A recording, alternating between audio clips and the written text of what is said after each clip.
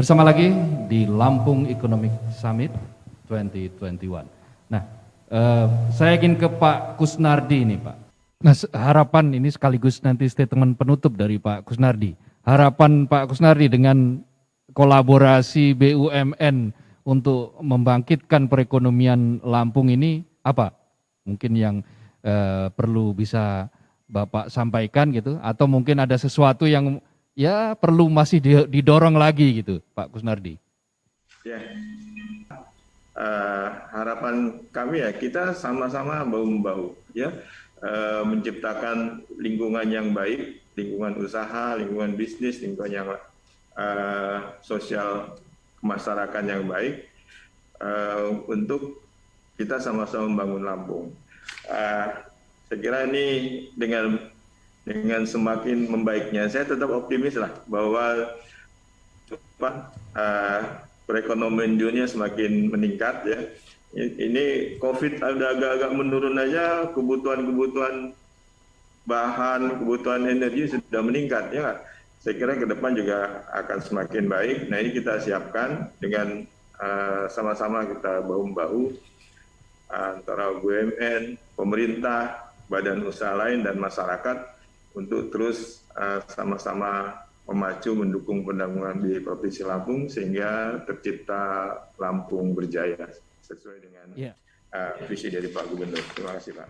Ya, saya beralih ke Pak Tri, Pak Kusnardi, pemerintah provinsi, hampir semua pihak sekarang sepertinya nadanya optimistis gitu. Dengan dikenalkan kepada masyarakat bahwa pupuk non subsidi itu meskipun harganya lebih mahal, tetapi hasilnya jauh lebih lipat ganda, nah, maka masyarakat akan menerima hasilnya. Nah, dengan optimisme seperti ini, apa yang bisa dicatat, ditarik oleh Pusri? Ya, terima kasih Pak Mohan.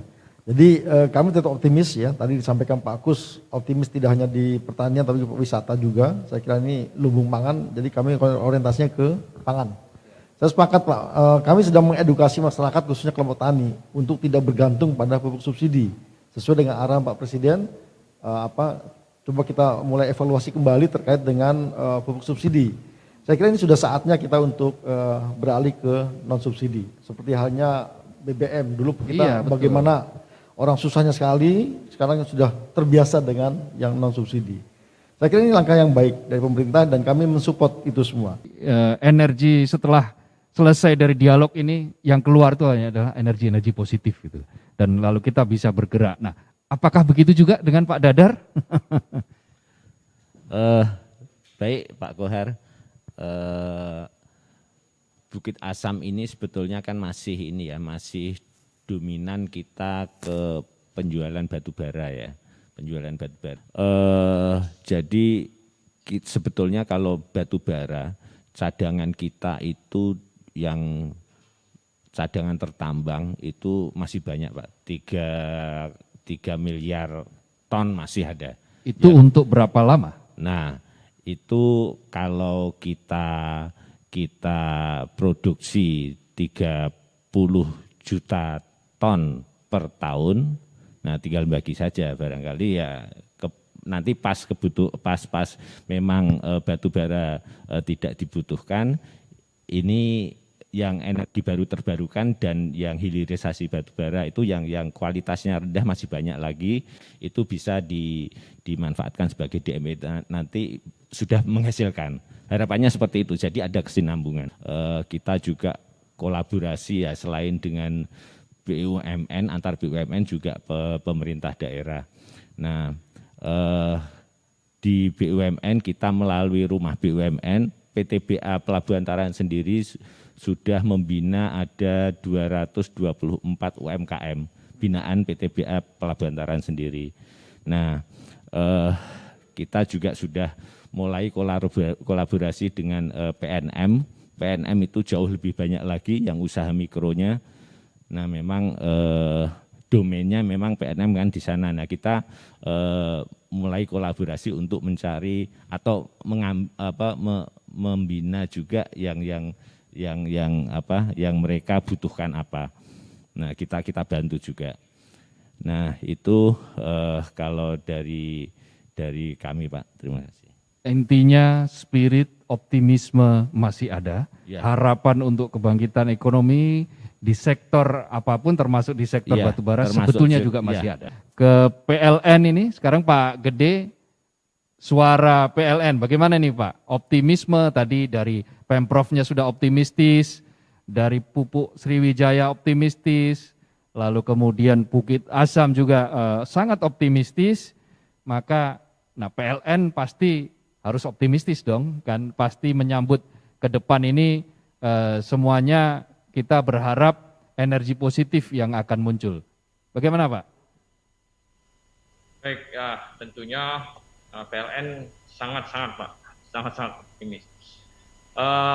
Indikasi pertumbuhan juga kami sudah rekod di PLN, di mana kelompok pelanggan industri, bisnis, rumah tangga, publik, ya sosial, hampir semua tumbuh dalam 2 bulan terakhir ini. Nah tentu kami sebagai penyedia infrastruktur, kami menjaga infrastruktur ini, karena kalau hampir di semua sektor apapun itu pasti butuh listrik Pak. Nah tugas kami adalah memastikan menjaga kapasitas, kualitas, pasokan, keandalan pasokan itu 24 jam sehari, 7 hari seminggu, 30 hari sebulan ya, sepanjang tahun Pak. Dan juga kami informasikan kebetulan PLN itu ditugaskan oleh BUMN untuk mengelola rumah BUMN Bandar Lampung, dan kami juga bekerja sama dengan LPPM Universitas Bandar Lampung dalam pengelolaan rumah BUMN ini. Ini kami menaungi sebanyak 1.122 UMKM yang saat ini kami berikan bantuan ya, pelatihan, pengelolaan bisnisnya.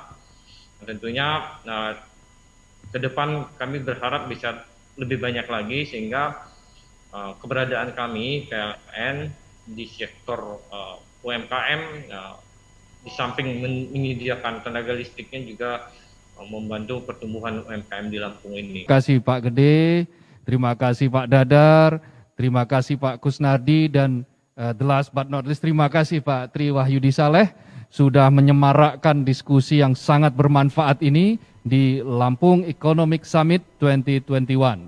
Pemulihan dan peningkatan ekonomi pasca pandemi COVID-19 bukan hanya pekerjaan rumah bagi 1-2 pihak, tetapi juga merupakan pekerjaan rumah bagi keseluruhan elemen bangsa. Melalui semangat kolaborasi Kementerian BUMN dan antar pemangku kepentingan di daerah, kebangkitan ekonomi berbasis pemerataan bukan hanya impian belaka. Dari Sumatera, semangat kebangkitan ekonomi perlu digerakkan dan digemakan di seluruh Indonesia. Saya Abdul Kohar, terima kasih atas partisipasi Anda, dan setelah ini Anda tetap bisa mengikuti Lampung Economic Summit 2021 di sesi yang kedua beserta Mas Widodo nantinya yang akan memandu, dan juga narasumber-narasumber yang berkompeten lainnya. Sampai jumpa di Lampung Economic Summit berikutnya. Assalamualaikum warahmatullahi wabarakatuh.